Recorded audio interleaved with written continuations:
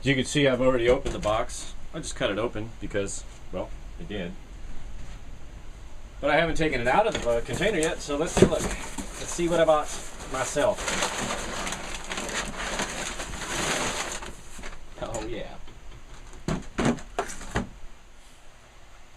So let's take a look and see what we have here. The very first welding helmet I ever had was a Jackson welding helmet. I put a lot of hours behind this guy. I started welding, or I should say I bought my first welding machine in '93. I started welding a couple years before that. My next door neighbor had welders, and he was pretty much a badass, and still is a badass. I'm dropping stuff. Oh, pretty much still is a badass. And he kind of got me going on this whole welding thing. And in 1993, as a young lad, I bought my own welder, and I bought this helmet.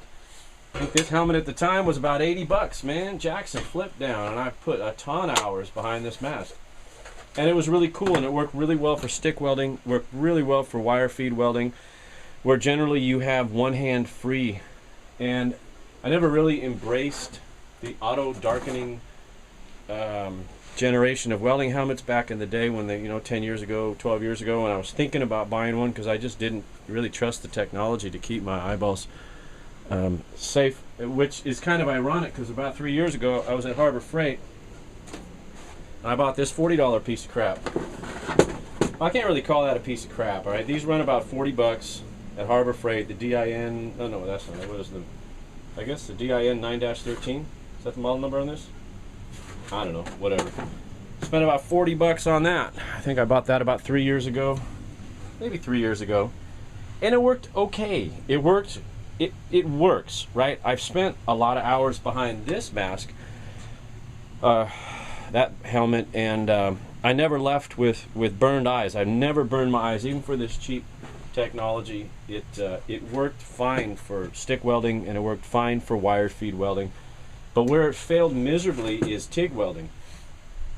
And flip downs or models like this with a little doodad that you need a finger to flip down don't work well for the TIG welders, because obviously you got your hands are busy.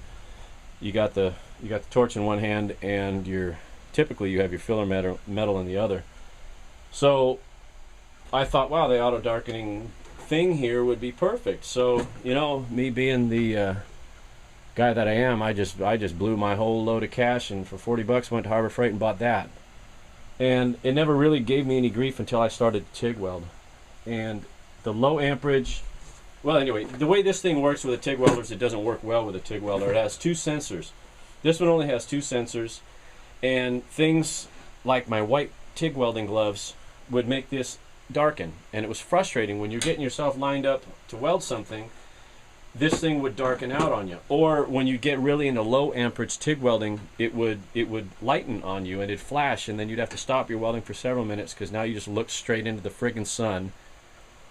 And which is kind of why for the last several months, because I'm stubborn and I'm busy, and this isn't an all-encompassing thing in my brain. I've got 2,700 other things going on in my brain, so it kind of sat. My TIG welding project of science kind of sat. The stainless steel tractor mufflers kind of sat. It's ready to TIG weld, but this just frustrated me to no end. And this flip downs are really not an option, a convenience option when it comes to TIG welding. So instead of trying to reinvent the wheel, which is what I have tried to do my whole life, because I'm kind of dumb and stubborn like that, I reached out to my friend Troy, who's a professional welder. That's what he does. He's a badass. He's my welding guru. I've talked about him for several years on my channel about anything having to do with welding. He's really my go-to guy. So I said, look, bud, I need something new. I need to get away from the Harbor Freight thing. So what do you suggest? Because, like I said, he does this every day. TIG welding is absolutely second nature to this guy. And he turned me on to this. And let me show you what he turned me on to. That right there is the Jackson 301-3595 HaloX or Halo 10 welding helmet. This is next gen digital frickin' Kimberly-Clark professional welding helmet stuff. and it's amazing. It has 4 light sensors, and this is specifically designed for low amperage welding, such as TIG welding. And as I said too, I'm not bashing the Harbor Freight helmet. The Harbor Freight helmet has treated me pretty decently over the years for wire feed welding and stick welding. And you know, you get what you get. That's a $40 helmet, and this is not. I mean, you can look up what we paid for it, but I figured I'd treat myself to something nice. I do value my eyes. I value my vision. And I don't like getting frustrated when that thing, when the thing flashes on and off. Wow. When the Harbor Freight thing flashes on and off and makes me see spots, I'm pretty unhappy to that. So right, this has welding, grinding, and cutting mode on this, which is nice. And I know that that's pretty standard. That's a pretty standard deal. Wow. Let's turn it on. Let me get you guys in here. Let's turn this on for the first time, and let's get you some close-ups. Okay, here we are up close. This does weigh in. I just checked the specs. It weighs in at 17.6 ounces, and it's nice. It's nice. Super light.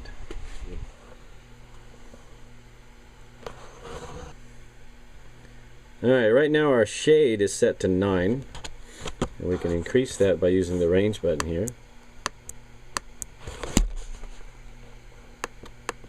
9 to 13. I'm going to keep that at 9 for just a second. We have sensitivity. Okay, from 0 to, I think it goes up to 9 if I'm not mistaken. Yep. Sensitivity is pretty freaking cool, because that's how the machine reacts to ambient light, which is exactly what I've been having issues with. Let me get that glare off there. It's exactly what I've been having issues with, the white TIG welding gloves, and then the bright light of the overhead lights here. So they're kind of saying, according to the instructions, that settings 0 to 3 are kind of what they recommend for outdoor use, where you've got bright sunlight. 4 to 6 are for all other types of welding, and range 7 to 9 is for low amperage DC or TIG welding. So that's pretty slick. And then we have a delay. Click it again, it gets you into delay mode. And this simply adjusts the delay period from the transition between a dark shade and a light shade. I'm going to have to play with that. So you can't adjust how quickly the thing darkens, because you kind of don't want that. You want it as quick as possible. But when you let off the torch, this is the adjustment on the delay time for when it gets light. And then here's 3-in-1, where you've got grind mode. Ooh, it turns on a cute little LED. You've got weld mode, and I went right past torch. There's torch mode. Grind. Oops, I keep pressing the button too long. Torch. And grind. And then you press and hold it for 2 seconds, and it turns off. And it has auto shut off as well. Oh, I'm envisioning that maybe we do some fun welding videos. So just reading up a little bit about the 3-in-1 feature there. When the torch mode is selected, that red light is what comes on, as you saw. And the number 5 you were seeing on the display is the shade number. And that's what it holds it at, that, all the time at 5. It doesn't go light, it doesn't go dark, it just keeps it at 5 for when you're doing torching. When you're in grind mode, that little yellow light stays on, and it doesn't darken at all. It just holds it as clear, because that's kind of what you need. And I guess it's just a face protection against stuff flying at you. There she is. There's the Jackson 301 3595 Halo Next Gen Welding Helmet, Halo 10 or Halo X. That's probably Halo 10, right? I would suspect. Next Gen Welding Helmet. It looks really pretty amazing. And I don't claim to be a reviewer. Hell, I don't even claim to be a professional welder. But this did come to me by way of a recommendation of a professional welder. I'm sure there's a dozen other helmets out there which are suitable for your application. I'm not saying this is the end-all cure-all to welding helmets, but we're going to give her a try. I do have a little TIG welding project I've got to do today, and I'll get that into another update video. Thanks for watching. Look for this helmet in future videos. This is going to be my fancy helmet. Oh, I can't wait. I can't wait. Thanks for watching. Gotta run. See ya.